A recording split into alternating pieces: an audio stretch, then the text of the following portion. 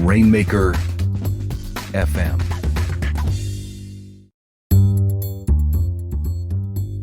This podcast is brought to you by Copyblogger.com. Words that work. Build your online authority with powerfully effective content marketing. Get superior content marketing education so you can build a remarkable online presence. Head over to Copyblogger.com to learn more. That's Copyblogger.com.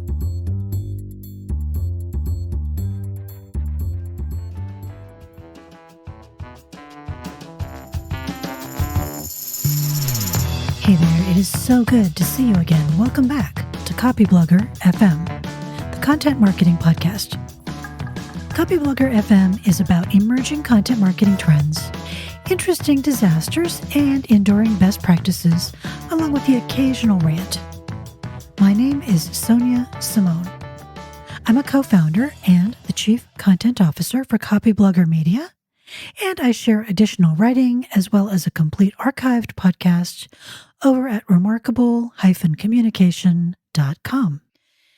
So today I want to talk a little bit about copywriting and specifically about a couple of emotional drivers.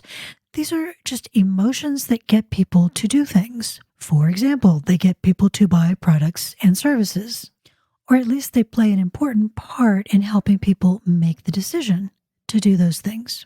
Now, it feels a little creepy to a lot of people to talk about emotional drivers in copywriting, but we know from brain research that human beings make decisions with the emotional parts of their brains first, and I put emotional kind of in air quotes, and then what we call logic comes second.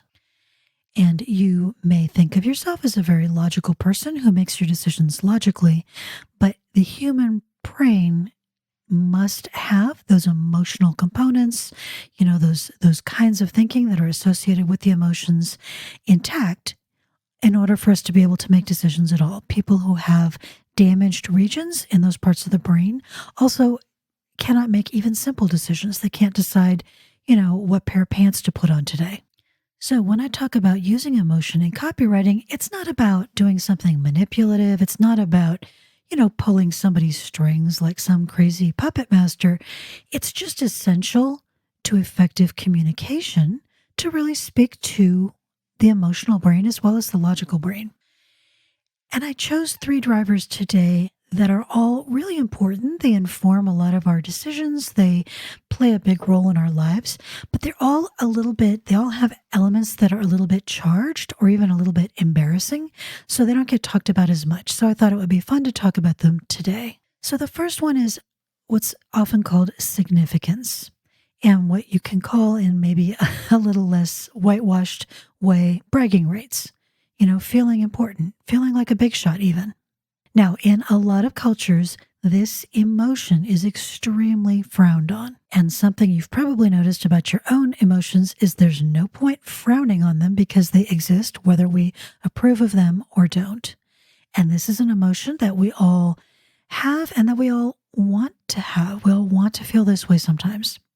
But some cultures, it's somewhat taboo. So the Australians talk about tall poppy syndrome, right? The tall poppy gets cut down. And, the Canadian stereotype is that this just doesn't exist at all, right? Of course it does, right? Our Canadian friends, our British friends have just as much desire to feel significant and even, if we're being honest, to feel like a little bit of a big shot as anybody else. So you could call it pride, and pride is an element of it, but honestly, it's also about just feeling like you're a little bit better than other people. And it's very, very deep. It's wired very deeply in our consciousness. Now, different audiences vary in how they feel about this emotion. If your audience is one of those that does get a little embarrassed for wanting to feel like a big shot, for wanting to feel important, then it's just smart to tread lightly. So you don't necessarily want to come out in your content. You don't want to come out in your copywriting and say, this product or this service is going to make you a little bit better than other people, because you run a real risk there of a backlash. So I remember many years ago now, I went to a conference and there were these velvet ropes. So for those of you who are not super young, you remember that in banks, they used to have these velvet ropes. There were like a metal pillar, a short pillar, and then there was a velvet rope that hung between them. And at this conference, these velvet ropes walled off a portion of the corridor in the conference hotel. And then there were people standing inside these ropes holding drinks and talking to each other during the breaks. So these are people who paid extra money, right, for a VIP pass, let's say. And there they were standing in their little area, but it was right in the middle of the corridor of the hotel. And I have to say, I think I would have gone a little different with how I delivered that experience, because they did look a little bit like idiots standing there. They didn't even have chairs, and everybody was sort of gawking at you and knowing that you paid extra money to stand on that part of the hotel carpet instead of this part of the hotel carpet. For me, it wouldn't have worked. It might have worked really well for that audience. So I wouldn't maybe go quite that clumsy or quite that sort of, obvious about it.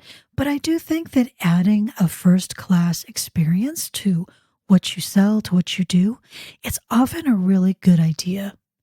And in most audiences, there are some people who want whatever first class is. I want whatever the best is. Some people just think that way.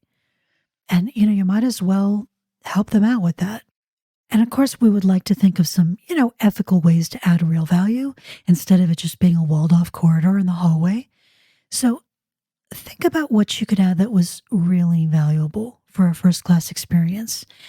Typically, it's something that's either more convenient or more comfortable or both.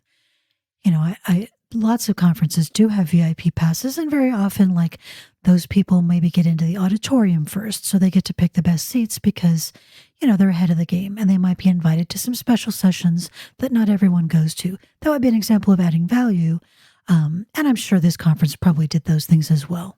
Now, our version of this, a copy blogger, is our certified content marketer community. So these are writers. They go through a course with us on advanced content marketing, and then they have to pass quite a rigorous examination process to get their certification. We actually have somebody on our editorial team really closely look at selected pieces of their content and say, would I vouch for this person? Would I say this person is somebody who should write for you or not? So it's a pretty high bar. And in the same way that not everybody, for example, who enrolls in a college course, just because you enroll doesn't mean you're going to pass, right? It's the same thing in certification. Just because people go through the program, not everyone who goes through the program gets the certification, because not everybody passes that certification process. And what that means is that, our first class people, or our significant people, or people who are being recognized for accomplishment, for really being able to do something at a higher level than other people. And we talk about that in our marketing because it's based on your accomplishments and not just on, something that's not really that meaningful. And that is another thing that is pretty well supported by research. Confidence, for example, with school children, confidence and pride and self-esteem, they don't come from sticking a bunch of gold stars on their homework. They really come from being able to do work at a high level. Pride comes from real accomplishment. And I think that our certified content marketers are pretty genuinely proud of what they can do. I think they should be proud. I think they are better than a lot of writers, just in the sense of they have more skill. So that's significance. It's a little embarrassing, but it does drive people, and it's interesting to think about how you might bring it into your business and into your marketing. Now, the second one is safety and security. I am and have been for a long time very big on psychological safety in your business dealings and in your marketing. And I think it's often undervalued, especially in the United States. So again, this one's a little bit embarrassing in a way, and it's more so for Americans. We're not supposed to want security. We're not supposed to want safety. We're all supposed to be, super autonomous and tough, right? And be able to take care of ourselves. That's the sort of stereotype. And of course, every human being on the planet needs to feel safe and needs to feel like where they are is secure. It's a fundamental, basic human need, but it's one that's a little embarrassing in some cultures to talk about.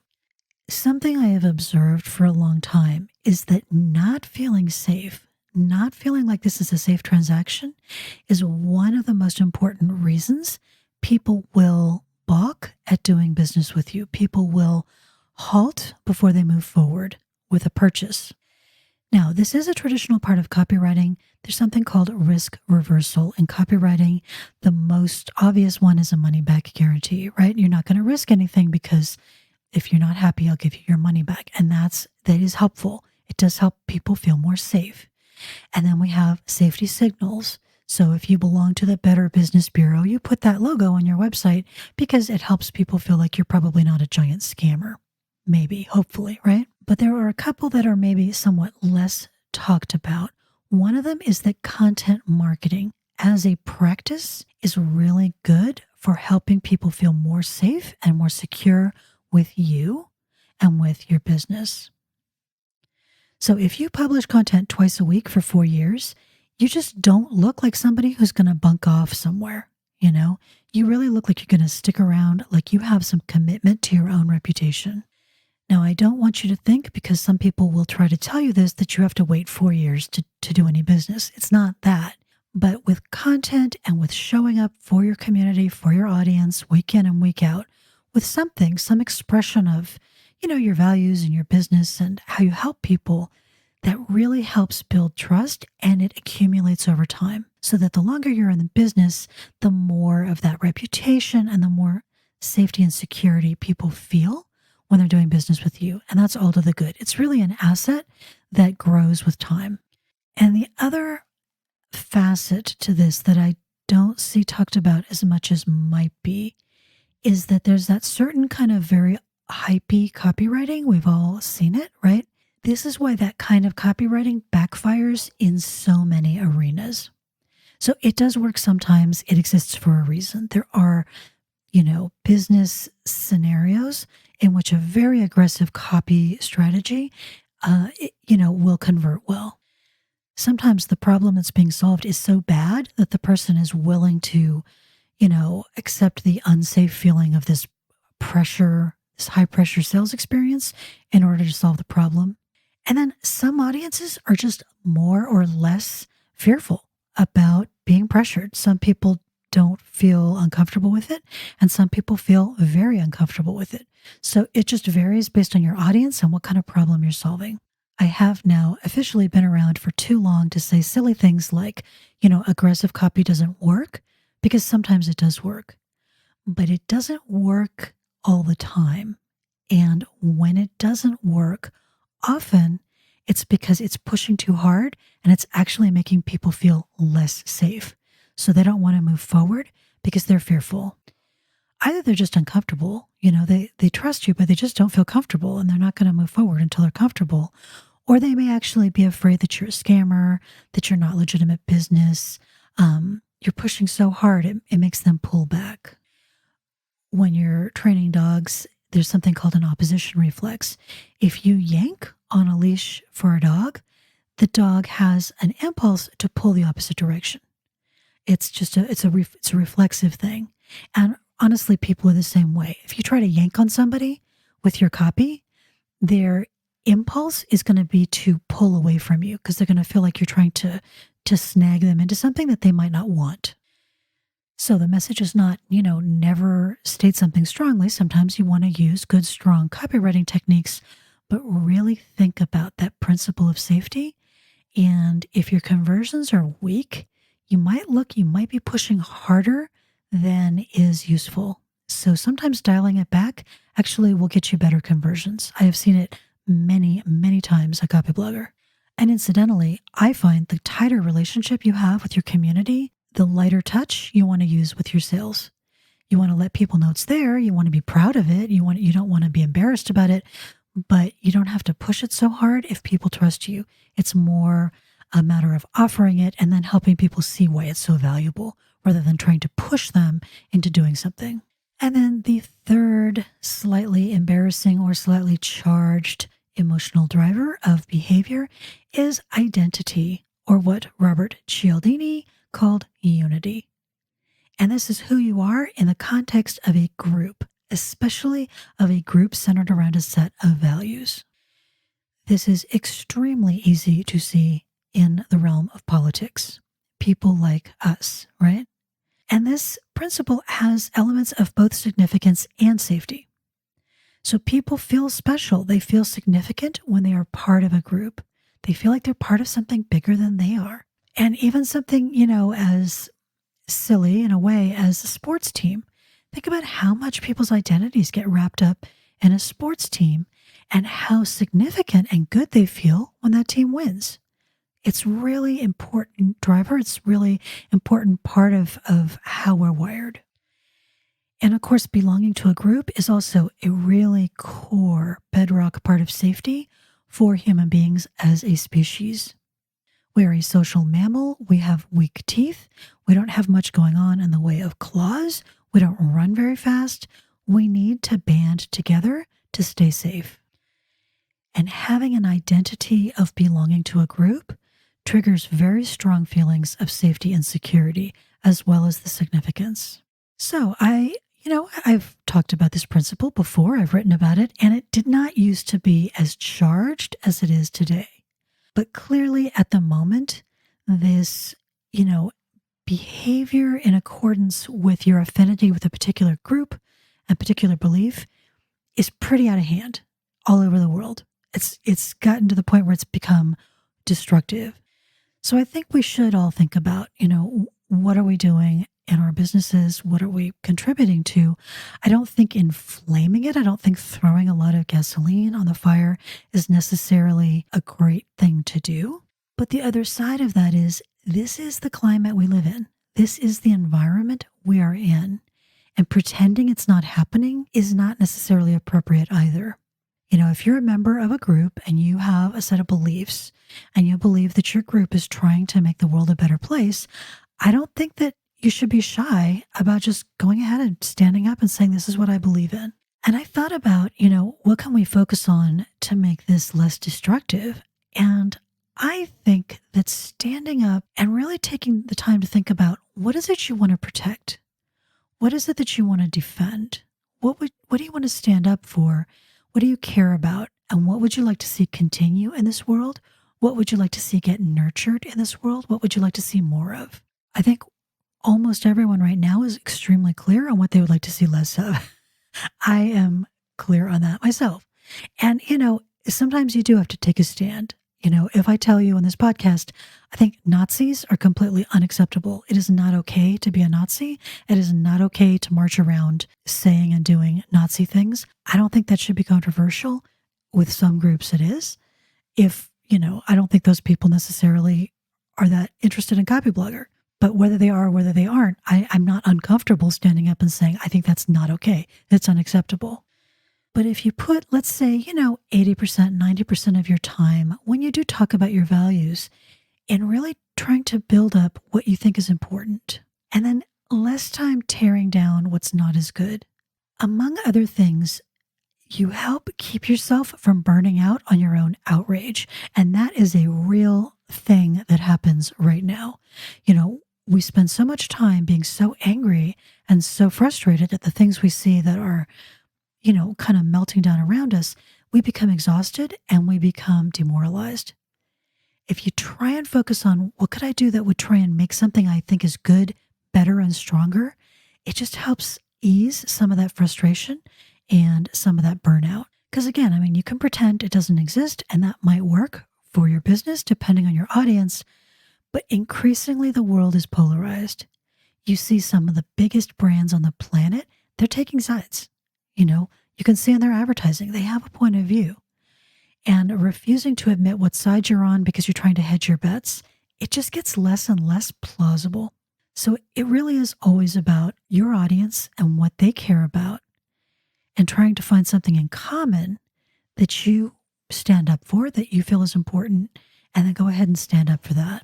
So those are my 3 slightly embarrassing or potentially charged emotional drivers that inform people's decision-making.